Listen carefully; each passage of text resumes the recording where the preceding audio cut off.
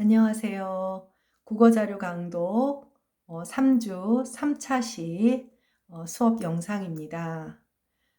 지난 시간에 이어서 지난번에 이제 훈민정음, 해례본이라든지 또 기본적인 표기법과 표기법 내 운용 방식, 용어들 이런 것들을 보았는데 오늘은 지금 세 번째 PPT의 10조 훈민정음의 초성체계라는 표부터 보면서 이 수업을 시작하도록 할게요.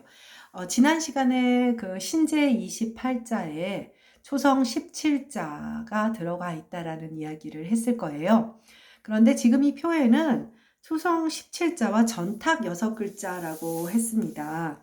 그래서 일단은 전탁이란 용어 물론 중고등학교 때 접해본 친구들도 있겠지만 일단 이 표를 보면서 뒤에서 다시 설명은 나오긴 하겠지만 일단 한번 표를 우리 교재에서도 이 표와 가로축과 세로축이 달라지긴 했지만 교재 그 12쪽에 보면 가로축에 전청, 차청, 불청, 불탁 이렇게 되어 있고 그 다음에 세로축이 아, 설, 아음, 설음, 순음, 치음, 후음, 반설음, 반치음이 되어 있죠. 그래서 지금 뭐가 빠져 있냐면 전탁이라는 부분이 빠져 있어요. 그런데 지금 이 전탁이란 전탁 6글자를 밑에 보니까 뭐죠? 쌍기역, 쌍디귿, 쌍비읍, 쌍지읒, 쌍시옷, 쌍히읗. 우리가 앞에서 배웠던 각자 명서 부분입니다. 그래서 이제 여러분 우리가 가지고 있는 교재에서 전탁이 빠진 이유는 뭐냐면 이 전탁 이 6글자는 지난번에 뭐라 그랬죠? 우리말 표기, 우리말 된소리 표기를 위해서 선택되지 않았다, 쓰이지 않았다라고만 얘기를 했는데 이 전탁 글자들은 이제 나중에 이제 다음 페이지에서 배우겠지만 동국정식 한자음이라고 해서 한자음의 그 교정 음성 기호로 사용됐어요. 그래서 순수 우리말 표기에 사용되지 않았습니다. 아주 소수 부분적으로 사용되기는 했습니다만은 그래서 지금 우리 교재에서는 아예 전탁 부분을 뺀 거죠. 왜냐하면 이 전탁 6글자는 오로지 한자음 표기를 목적으로 만들어진 것이다. 그러니까 지금 우리가 사용하고 있는 거 우리가 경음 표기에 지금 이들 그 각자 명서들 전탁에 해당하는 각자 명서들을 쓰는 것은 세종의 의도다 아니다. 세종의 의도는 아니다. 라는 것을 확인할 수가 있겠죠. 그래서 그 전탁 밑에 있는 우리 지금 선생님이 제시한 파워포인트에 6개를 제외하면 이제 17자. 이 17자는 어떻게 되냐면 17자는 순수 우리말, 우리 그 한국어를 표기하기 위한 우리가 알고 있는 그런 기억부터 시작되는 그 글자들입니다. 그 글자들인데 그러니까 초성 17자에 해당하는 전청, 차청, 불청, 부탁의 아설, 순치, 이 소리들을 17자는 순수 우리말을 위해서 사용되고 그 다음 이 전탁자들의 아설, 순치, 이들 소리들은 동국정식 한자음 표기에만 쓰이는데 그러면 어떻게 돼? 한자음 표기에는 이 쌍기역, 쌍디귿만 쓰이냐? 그렇지는 않아요. 지금 초성 17자 우리말 표기를 위해서 만들어 놓은 표기들 우리말 표기를 위해서 만들어 놓은 전청, 차청, 불청, 불탁에 해당하는 초성 17자도 한자음 표기에 사용됐어요. 그러니까 우리말 표기를 위해서만 전탁자가 쓰이지 않은 것이고 동국정운식 한자음 표기에는 이 23자가 모두 사용이 되었어요. 그래서 지금 우리 교재에서는 한자음의 표기를 위해서 선택된 전탁자를 이제 뺀 거죠. 이제 이게 이 책을 이제 여기에 이제 중세어 자료 강해라는 책을 쓰신 고영근 남기심 선생님은 고영근 선생님은 서울대 교수님이셨고 남기 선생님은 연세대 교수님이셨는데 이 두 분 다 문법론을 전공하신 분들이에요. 그러다 보니까 상대적으로 문자론이나 의문론 아무래도 그쪽 얘기는 좀 더 깊이 하시기가 그래서 좀 빼신 것도 있고 일단은 강독이라고 하는 수업의 목표는 이제 중세국어, 국어사나 이런 좀 더 전문적인 단계로 들어가기 전에 중세국어가 뭔지, 중세국어 문헌이 뭔지 이제 맛을 보는 정도라고 생각해서 빼신 거예요. 그러나 이제 이 전탁자까지 다 포함을 했을 때 병서라든지 또 하병병서, 각자병서, 또 그리고 더 나아가서 15세기의 경음체계에 대한 이해를 할 수 있기 때문에 여러분들한테는 PPT에 좀 더 체계적인, 좀 더 보완된, 전탁자까지 보완된 그 표를 제시하게 된 겁니다. 자, 그 다음에 이 표에서 가로축에 PPT 표를 봐주세요. 선생님의 PPT 표를. 아설, 순치, 후, 반설, 반치음은 지금으로 따진다면 조음, 위치 정도에 해당하는 거예요. 그래서 아음은 지금으로 따지면 뭐 연국의 일단 기억이 들어가 있으니까. 설음은 사실 이제 설음하고 치음이 좀 복잡한데 그건 좀 빼고, 순음은 지금의 양순음, 네, 비읍에 해당하는 소리가 있으니까. 그리고 설음과 치음은 살짝 좀 복잡해요.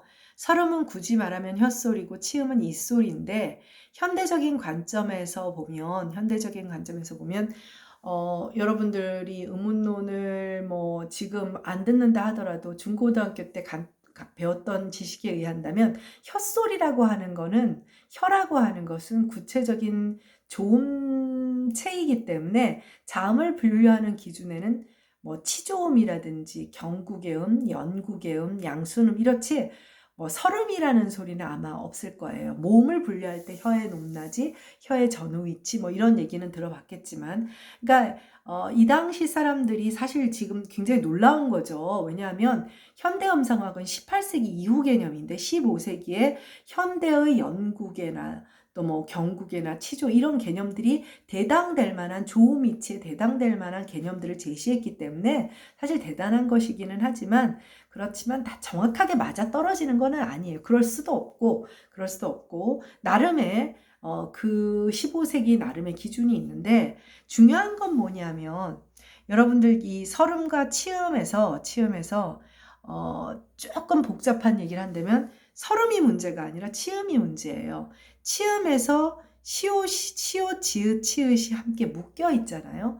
근데 현대 국어에서의 조음 위치는 시옷은 치조음이고 지읒, 치읒은 경국의 음입니다. 그래서 지금 이 15세기를 놓고 보면 조음 위치가 같아 보이잖아요. 같이 치음으로 묶어놨으니까. 그런데 현대 국어는 조음 위치가 달라요. 지읒, 치읒은 시옷보다 조금 더 뒤쪽에서 경국에서 나고, 시옷은 치조음 달라요. 이거는 이제 나중에 좀 더 자세히 공부하도록 하고, 그래서 설음이랑 치음이라는 용어가 현대 음성학에 비추어 본다면 약간 조금 우리가 좀 더 고려할 부분이 있다라는 것을 기억을 해야 한다는 걸 일단은 상기해 주고요. 다음번 논의가 나오기 전에. 자, 일단 그래서 설, 순, 치, 후, 뭐 반설, 반치는 현대 음성 의문론의 기준으로 한다면 조음 위치 정도에 해당한다고 할 수가 있고, 그 다음에 전청, 차청, 불청, 불탁, 전탁은, 전청은 여러분들이 쫙 보니까 어때요? 현대 국어의 예사소리, 평음에 해당하는 것 같지요? 그리고 차청은 어떻습니까? 현대 국어의 격음, 유기음에 해당하는 것 같죠? 그리고 불청, 불탁은 어때요? 소위 유음이나 비음이 들어가 있으니까 공명자음, 뭐 유성자음 그 정도로 여러분들이 생각을 할 수 있을 것 같아요. 물론 전탁은 여러분들이 보면 경음이다 이렇게 얘기를 하고 싶겠지만 현대 국어에선 경음표기지만, 혹시 기억나나요? 2차 시태 내가 뭐라 그랬죠? 15세기의 경음표기는 이 지금 표 안에는 없어요. 기억나는 사람? 병서, 시옷계 합용병서. 시옷이 제일 초성인 시옷계 합용병서가 15세기의 경음표기였어요. 그러니까 이 전탁표기는 오로지 한자음 표기만을 위해서 사용되었다는 것을 기억을 해주기를 바랍니다. 네, 뭐 이 표는 일단은 그렇게 기억을 하고 기본적으로 외워야 되는데 거기에 이렇게 보면 옆에 한자들이 쓰여 있어요. 기역자 옆에는 임금 군자가 써 있고 그다음 디귿자 옆에는 말두자가 써 있고 뭐야 이건 뭐지? 물론 여러분들 지금 궁금하겠지만 다음 페이지에 좀 금방 설명이 나오니까 이 글자들은 지난번에 뭐라 그랬죠? 해를 보는 한문본인데 한문으로 훈민정음의 여러 가지 원리들이나 사용 방법을 설명했다 그랬잖아요. 그러면 이 당시 사람들에게는 백성이 됐건 뭐 많이 배운 사대부가 됐건 어떤 문자가 더 익숙한 문자예요? 한자가 더 익숙한 문자고 한자로 쓰여진 한문이 훨씬 더 익숙한 문어예요. 그러면 기억이라고 하는 문자는 아무리 단순하게 생겼어도 이게 어떻게 읽는지 궁금하잖아요. 그래서 군자를 옆에 써주는 거예요. 임금 군자 너네 알지? 임금 군자의 첫 소리랑 이 기억이 같은 소리란다. 이렇게 소개를 하는 거예요. 그리고 이 디귿이라는 문자는 말 두자의 첫 소리와 같은 소리란다. 이렇게 소개를 하는 겁니다. 여러분들하고 나하고 읽어야 할 훈민정음 언의 강독 부분에 이게 쫙 나와요. 그래서 옆에 있는 한자는 이 표를 기억하라고 해서 그 한자까지 외울 거는 없어요. 그러나 이 한자는 어떤 용도로 쓰인다는 것을 기억할 필요가 있어요. 또 조금 있다가 오늘 차시에 조금 몇 페이지 뒤에서 다시 설명을 하게 됩니다. 자, 그리고 지금 보니까 그 아음이 세로 줄로 쫙 있죠. 기역, 키역. 자, 그 다음에 이거는 지금 형태가 이제 잘 반영이 안 돼요. 꼭지형이죠. 불청불떡은 꼭지형이죠. 쌍기역이 있어요. 쌍기역이 있고 설음은 디귿, 티읕, 니은, 쌍디귿이 있고 순음, 비읍, 피읍, 미음, 치음은 지읒, 치읒, 시옷이 있고 그다음에 후음은 여기 보면 열이니읒, 그다음 히읗, 그다음에 이응, 반설음에는 리을, 반치음에는 이렇게 반치음이 쓰여져 있죠. 이런 용어들은 반드시 기억을 해야 돼요. 뭐 앞에 순경음이라든 중고등학교 때 뭐 까먹었더라도 이제 반드시 기억을 해야 되는데 뒤에서 다시 설명을 하겠지만 혹시 기본자 기억나요? 자, 아음의 기본자는 뭐죠? 아음의 기본자 기억이에요. 자, 그 다음에 설음의 기본자는 뭘까요? 니은이에요. 순음의 기본자는 뭘까요? 미음이에요. 치음의 기본자는 시옷. 그 다음에 후음의 기본자는 이응. 반설 반치는 빼고. 자, 그래서 지금 기본자 다 동그라미 쳤어요. 기역, 니은, 그 다음에 미음, 시옷, 이응입니다. 네, 이게 이들 기본자들의 획을 더해서 가획의 원리로 글자들이 만들어진 거예요. 이것도 다시 뒤에 PPT 미리 본 사람들은 아마 알고 있을 겁니다. 자, 우리 이 기본자 한번 생각을 해볼까요?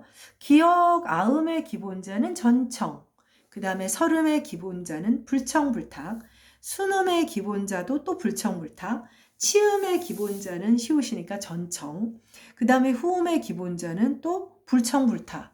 자, 여러분들 훈민정음은 정말 뭐 내가 얘기하는 게 아니라고 했죠. 내가 외국 사람 뭐 그 미국 학자 앞으로 뭐 소개할 영국 학자 이런 사람들 왜 소개하냐면 여러분들은 안 그렇겠지만 우리끼리 뭐 자화자찬해서 정말 못 살던 시절에 얼마나 내세울 게 없으면 글자 나부랭이를 잘났다고 해 이렇게들 말했었어요. 정말로. 여러분들은 어이없는지 모르겠지만 그런데 그러다 보니까 예를 들면 학자들이 세종의 이 훈민정음에는 여러 가지 뭐 다른 문자를 참고로 했다. 그리고 우리가 생각한 것만과는 달리 어떤 그런 허점들이 있는 것 같다. 이런 얘기를 하면 아주 난리가 납니다. 뭐 매국노가 돼요. 뭐 허점을 말하려고 하는 것이 아니라 1443년에 창제를 하고 1446년에 반포를 하는 그 3년의 갭이 문제예요. 지난 차시의 선생님이 이런 얘기를 했어요. 세종이 말 그대로 신하들의 눈치를 보면서 몰래 끙끙거리면서 왕자, 공주, 옹주 뭐 얘네들 데리고 고민해 가면서 문자를 거의 혼자 만든 거예요. 뭐 여러 가지 문자를 참고했을 수도 있겠죠. 뭐 당연히 한자 영향도 받았겠고 몽고 파스판 몽고 문자 영향 주변에 거란 여진 뭐 정말 여러 가지 뭐 아랍 문자도 알았을 수도 있어요. 뭐 문자 놓고 또 뭐 민간에 나가서 민간이 사용하는 뭐 문자를 봤을 수도 있고 여러 문자들의 영향을 받았을 수도 있고 자 그런 과정에서 세종은 기본적으로 문자를 만든 다음에 자 문자를 창제했죠. 3년이 있죠. 설명서인 해례본이 1446년 3년 뒤에 나왔어요. 이건 뭘까요? 자 설명서를 매뉴얼이 있고 조작법이 만들어진 다음에 그 문자가 만들어진 게 아니라 세종이 만든 다음에 그 만든 문자에 여러 가지 설명이 붙은 거예요. 자, 지금 이 표를 놓고 보면 만약에 어떤 원칙을 만들어서 그 원칙 속에 집어넣었다면 전청자를 다 기본자로 하든 아니면 불청불탁을 다 기본자로 하든 일관성 있게 하는 게 맞지 않겠어요? 그쵸? 그리고 멀리 갈 것도 없어요. 아음에서 꼭지음 너무 뜬금없지 않아요? 글자 모양 다르죠? 글자 모양 너무 달라요. 자, 그 다음에 여러분들 혹시 이채자라고 들어봤을 거예요. 훈민정음 초성자에 가회계 원리의 예외가 다는 세 글자가 있어요. 방금 말한 꼭지이음, 그 다음에 반설음과 반치음이에요. 가회계 원리의 예외라고 보는 것들이에요. 아 그러면 문자가 뭐 10,000개도 아니고 뭐 일본 문자처럼 50개도 아니고 지금 초성자 17개인데요. 3개가 가회계 원리의 예외예요. 아니 이렇게 똑똑한 문자를 만들어 놓고 굉장히 이상하죠. 사실은 우리가 아무도 알 수 없지만 세종이 만들어 놓고 혼자 만들고 또 여러 가지 자기가 이것저것 많은 일을 하는 와중에 또 이게 잘못 발각되면 큰 문제가 될 수 있는 상황이 되다 보니까 전전긍긍하면서 만들어 놓고 만들고는 밀어붙인 거란 말이에요.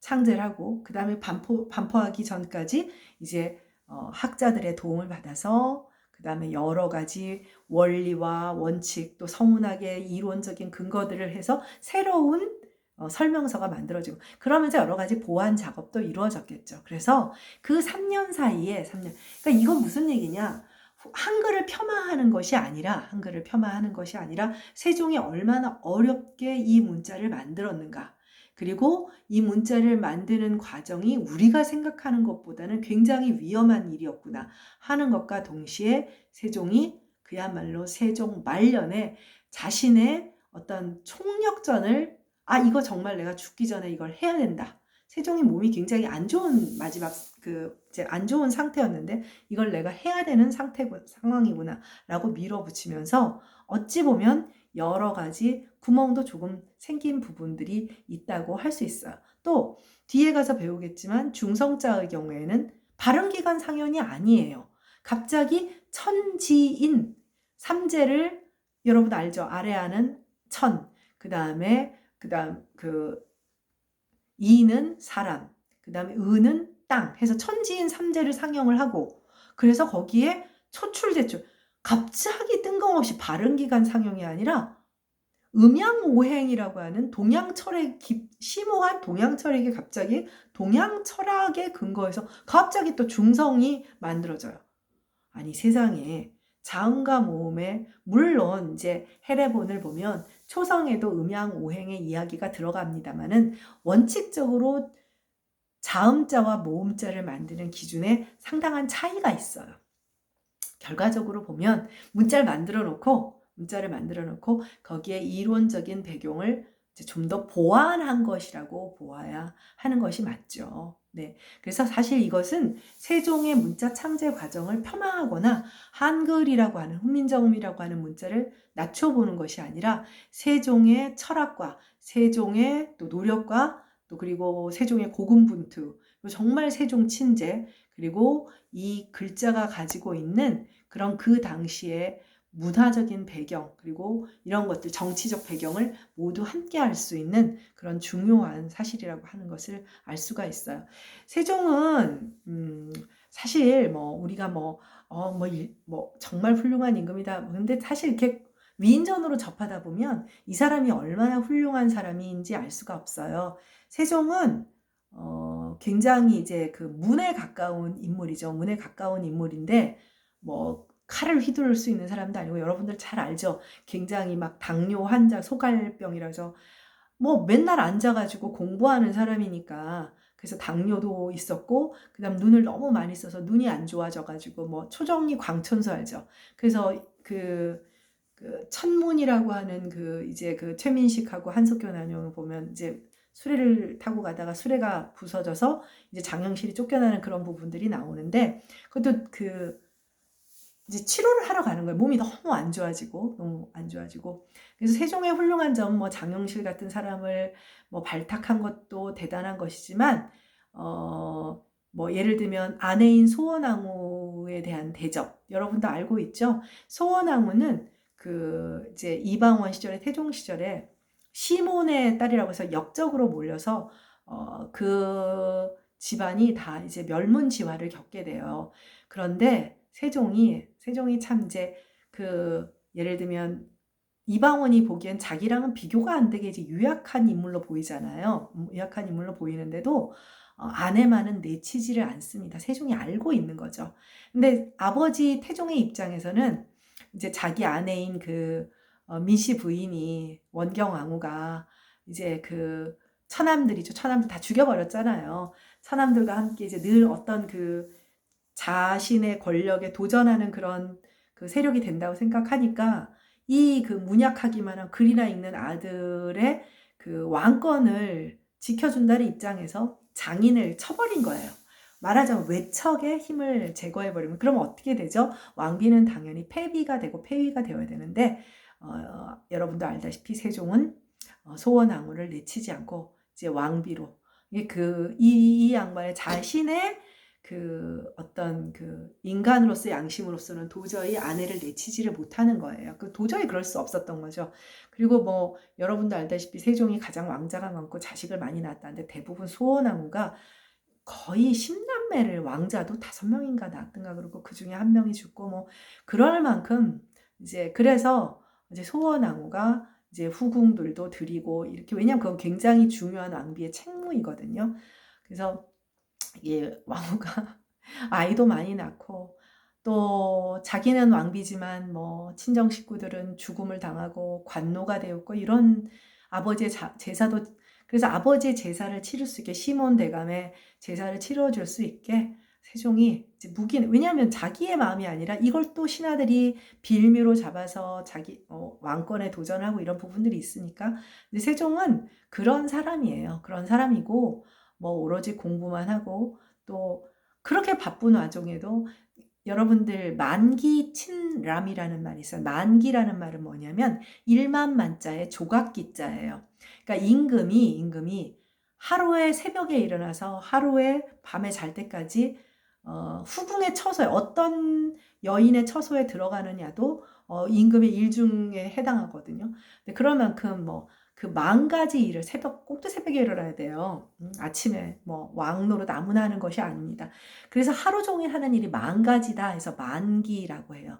그래서 만기 친람, 10,000가지를 직접 다 본다라는 그만큼 임금이 하는 일이 많은데 그 와중에 공부하고 몰래 문자 창제하고 수학 공부해야 돼, 과학 공부해야 돼, 농사 공부해야 돼, 신하들하고도 말싸움해야 돼, 또 학문적 토론해야 돼, 또 세금 관계 또 처리해야 돼, 또 자식들 불러서 교육시켜야 돼. 정말 정신없는 사람이겠죠. 네. 정말 그런 측면에서 글쎄요. 정말 훌륭한 사람이고 인품에 있어서도 세종실록에도 이제 그 실록이라고 하는 것은 뭐 함부로 바꿀 수 있는 것이 아니잖아요. 얘기가 글로 세종 칭찬 너무 하다 보면 진도 나누기 바쁠 것 같아서 잠깐 참고 이 영상 강의가 좋네요. 수업 시간은 딴 길로 많이 빠지는데. 네.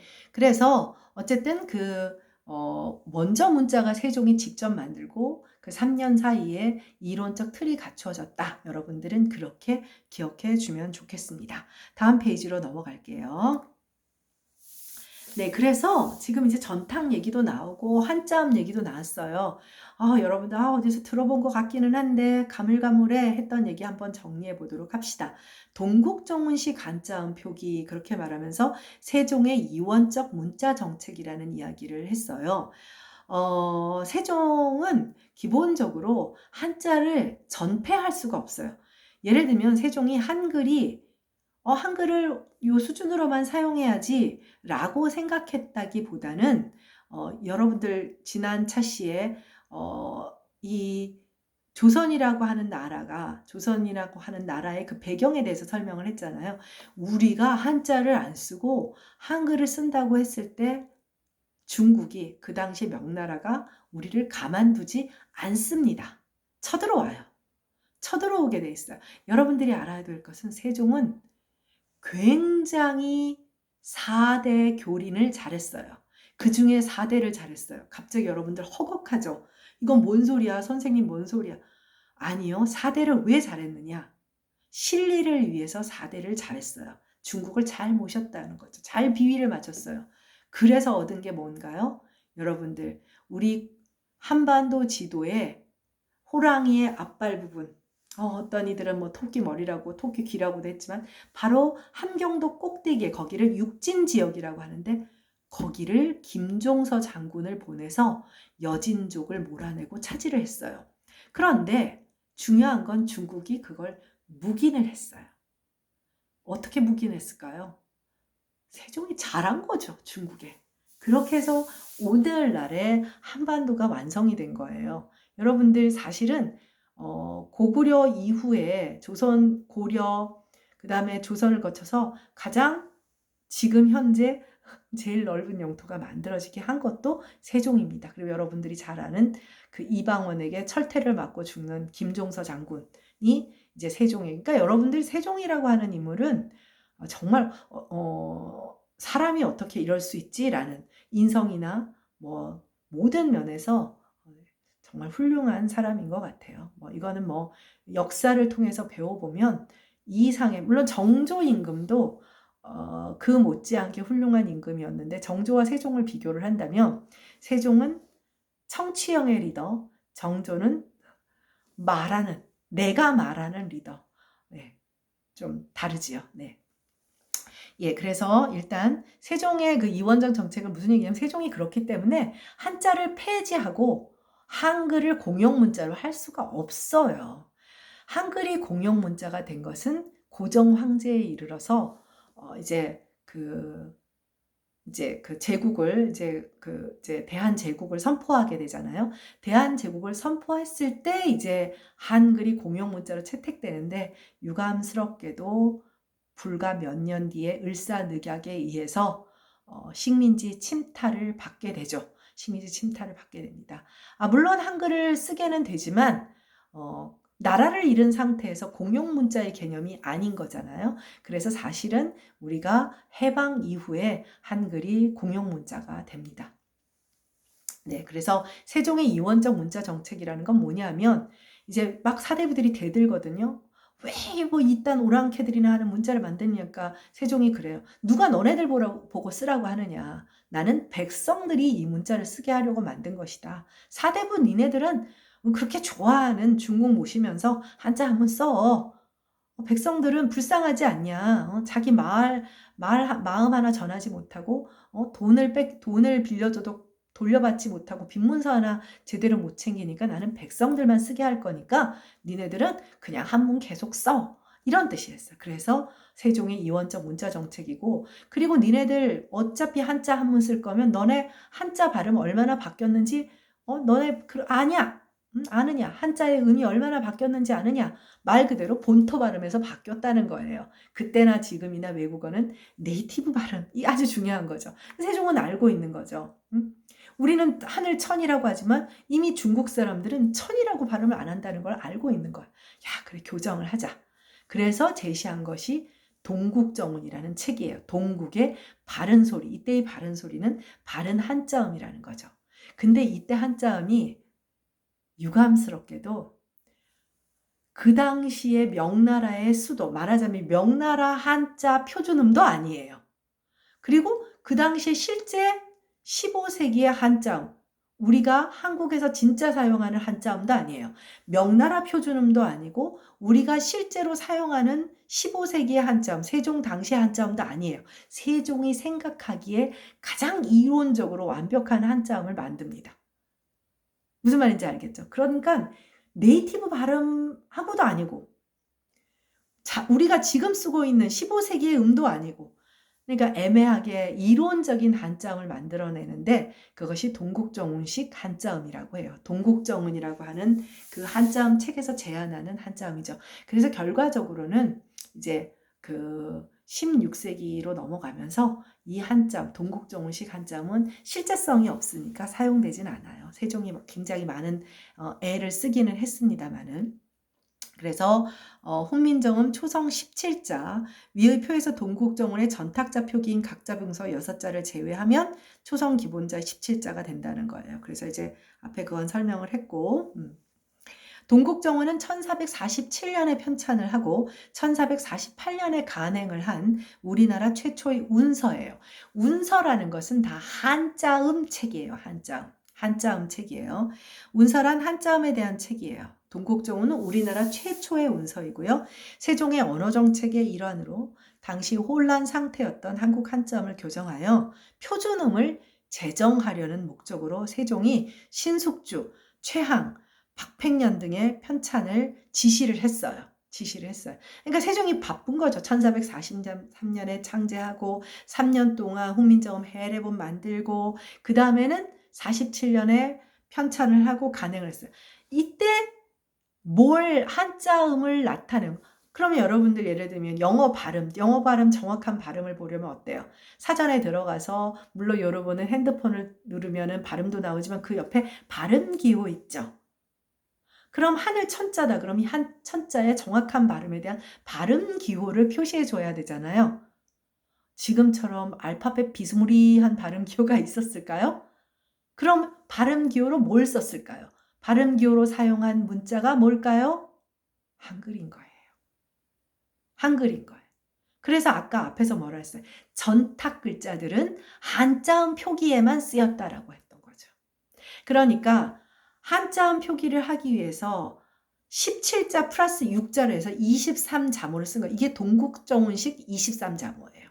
그러니까 동국정운식 23자모에는 우리가 훈민정음의 초성자로 쓰는 17자 플러스 전탁자 6자가 되는 것이죠.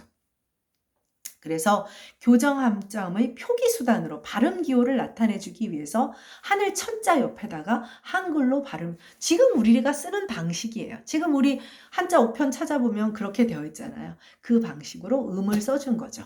그래서 동국정운식 23자모라 하는 것은 훈민정음 초성 17자에 이제 동국정원에만 쓰는 전탁 6자 해서 23자모를 사용하는 것을 말을 하게 되는 거예요. 네. 한 장만 더 하도록 하죠. 네. 자, 다음에 이제 우리가 공부할 그 책을 선생님이 지금 사진으로 썼는데 거기 보면 기난 엄소리니 군자 처전표 하나라는 소리 이렇게 되어 있어요. 거기에 보면 자, 선생님이 기억은 여기에 보면 임금 군자의 초성 발음과 동일하고 각자 병설을 하고 있는 거기에 규룡 규자가 있어요. 자, 오른편 세로줄에는 자 보면은 임금 군자 밑에 군이 붙어 있고 그 다음에 글자 자자 밑에는 자인데 각자 병서 그 다음에 그 옆칸에 가보면 뀨 뭐 이렇게 되어 있죠. 각자 병서 이렇게 되어 있어요. 자, 설명 부분을 봅시다. 기억은 임금군의 초성 발음과 동일하고 각자 병설을 하는 이 규룡 규자나 글자 자자는 각자 병설을 썼어요. 이 각자 병설은 평음으로 읽으면 실제 현대 한자음으로 읽으면 둘 다 평음이지만 이들 한자음은 그때도 평음이었을 것 같은데 교정 한자음인 동국정운식 한자음으로 각자 병설을 한 거예요. 그게 무슨 얘기냐?